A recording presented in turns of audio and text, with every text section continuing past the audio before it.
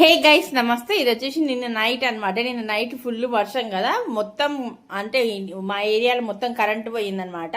ఇంకా కరెంట్ వచ్చే వరకు వెయిట్ చేయలేదు, చాలా టైం అవుతుందని అర్థమైంది. ఇంకొక సైడ్ అయితే కుక్కర్లో అన్నం పెట్టేసిన తర్వాత మార్నింగ్ చేసిన టమాటా పప్పు ఉందనమాట. టమాటా పప్పు ఉంది, ఇంకా కొంచెం మధ్యాహ్నంది అన్నం మిగిలిండే.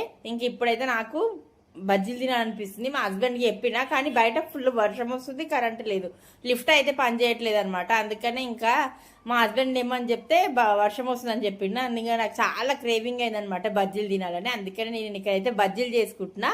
శనగపిండి తీసుకుని ఉప్పు కారం పసుపు ఇంకా వామ వేసుకున్నా.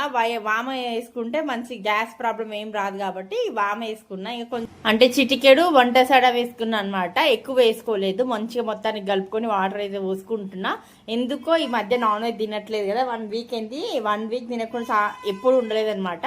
అయితే ఇంకా 1 వీక్ అయ్యింది కదా, ఇంకా ఏమన్నా వెజ్లోనే వెరైటీస్ అని ఇట్లాంటి క్రేవింగ్స్ వస్తున్నాయి అనమాట. మొత్తానికి అయితే ఇంకా బజ్జీల పిండి తడుపుకున్నా. కొంచెం లూజ్ అయింది, కానీ ఆనియన్ బజ్జీ వేసుకుందాం అనుకున్నా కాబట్టి ఆనియన్స్ అయితే వేస్తే సెట్ అయిపోతుంది. మంచిగా ఆనియన్స్ కూడా కట్ చేసుకొని మొత్తం మంచిగా కలుపుకున్నా అనమాట.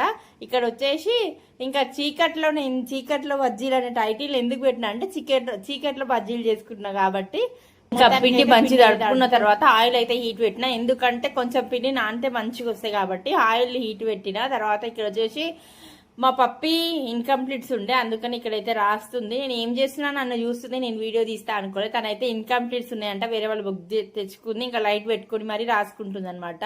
ఇంకా మా టింకు అయితే ఇప్పటికీ 1 వీక్ అయ్యింది. మా టింకుకి కొంచెం తగ్గింది, 50% తగ్గింది అనమాట. ఇంకా మా హస్బెండ్ అయితే పడుకున్నాడు, ఎట్లా కరెంట్ లేదు కానీ. మా టింకు అయితే ఫోన్ చూస్తున్నాడు అనమాట. ఇంకొక సైడ్ అయితే కరెంట్ వచ్చేసింది. కరెంట్ అనేది మా ఒక్క ఫేజే వచ్చింది అనమాట, 2 ఫేజ్లు రాలేదు. మాకైతే వచ్చింది లక్కీ. ఇక్కడ వచ్చేసి ఆయిల్ పెట్టుకున్నా కదా, ఆయిల్ పెట్టుకున్న తర్వాత పిండి అయితే వేస్తూ ఉంటే లూజ్ అయింది కొంచెము. ఇంకా మళ్ళీ పిండి వేస్తే ఎక్కువ బజ్జీలు అయిపోతాయి, వేస్ట్ అయితే దాంతోనే అడ్జస్ట్ చేయని ఇట్లయితే వేసేటప్పుడు అయితే స్టవ్కి అంత పడుతుంది. ఇంకెట్లా రేపు శుక్రవారం కాబట్టి స్టవ్ మొత్తం కడుక్కుంటా, పర్వాలేదు, పక్కకు పడినా ఏం కాదనమాట. మొత్తానికి అయితే బజ్జీలు అయితే వేసేసిన. ఎక్కువ లూజ్ అవడం వల్ల సైడ్కి బూందీలాగా వచ్చింది. ఇక్కడ చూసిరు కదా, ఒక ఫేజ్ అయితే కరెంట్ ఉంది, ఇంకో ఫేజ్ మొత్తం లేదనమాట.